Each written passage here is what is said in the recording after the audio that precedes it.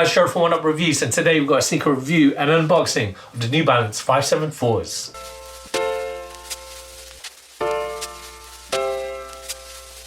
Before we get into this review, guys, if you're new to our channel, remember to hit that subscribe button, hit that notifications bell so you never miss any of our latest reviews. Slap that thumbs up.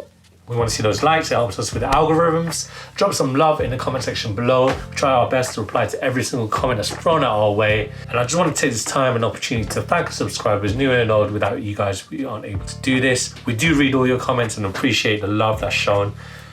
We love you guys. Now let's get into it. So today, we've got to look at the New Balance 574s. Unfortunately, New Balance, they don't like to put their colorways on the box, so I'm just running blind here. So we got this in the UK size 7.5, it's European 41.5, and it's US size 8. Again, this is the New Balance 574. And if you haven't had a chance to look at the New Balance 5740 review, take a look at that. The only reason why is because I mentioned the 574 a lot, and this video is kind of a response to all the things I've said in that video, so you won't get a lot of context. But anyway, this is a general review. Allude to some bits of the 5740 in this review as well. And here we go. To me, the 574 is the most iconic silhouette for New Balance. I mean, when I started working in the shoe store long time ago, the 574s were my first exposure to New Balance. So they used to be sat on the shelves. And I just remember that was the only silhouette that my store had. It was those 574s. They came in, I remember there was a blue and yellow and there was a maroon. I really wanted that maroon pair, but I wasn't able to get them as a staff shoe. So I'm not gonna name names, but this company is a big company. So we've got a pair of the grey colorways, and it's like a grey cork, but we'll get into those little bits of detail as soon as we start with the outsole. So this outsole is an all rubber outsole. You got it in this nice gum colorway with the little speckles of white here. To me, that reminds me of the honeycombs that you'll find in Toblerone. That's just me, I'm a hungry boy. I just like chocolate.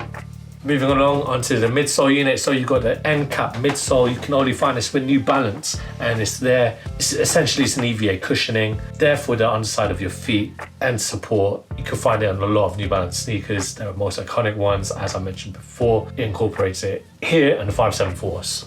Moving along on to the upper. Now, I just want to say that we've got these in this grey cork colorway. So there's some bits of cork and brown you find along the sneaker. You can see it here, just underneath.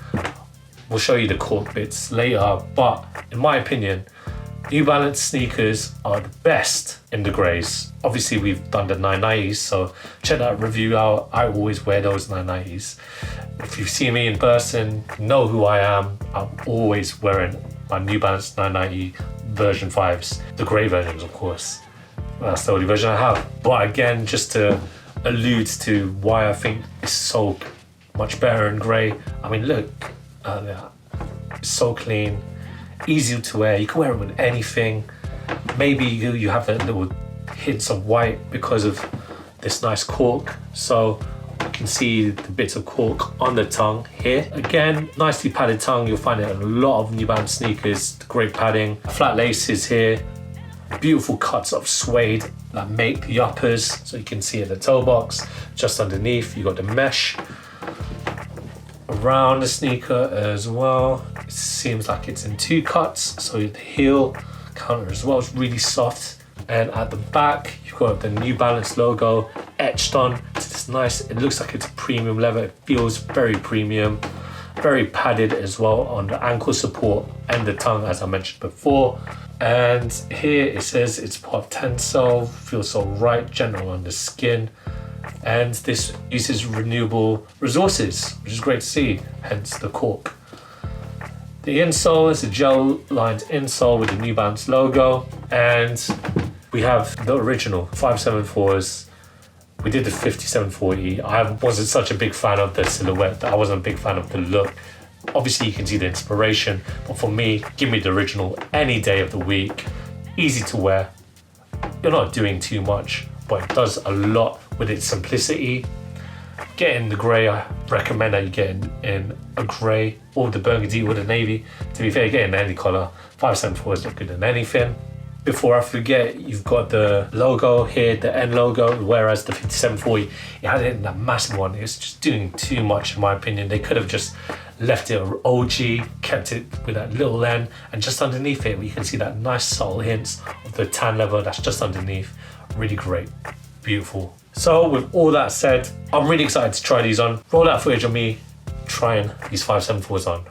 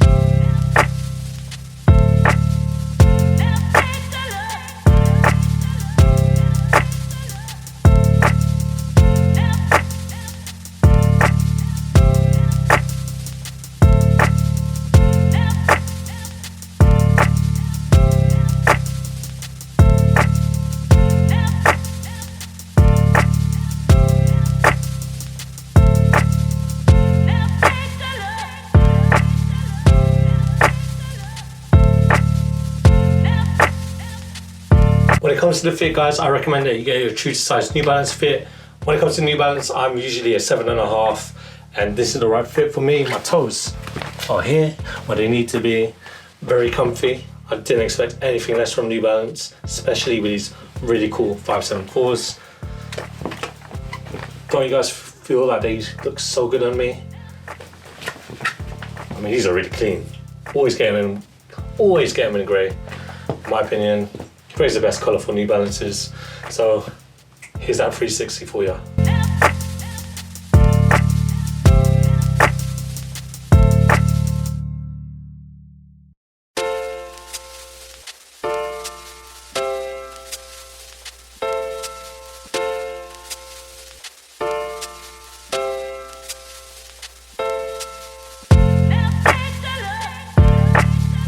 Thanks guys for watching. Remember to like, comment and subscribe. Follow us at Oneupreviewz with a Z at the end. Until next time.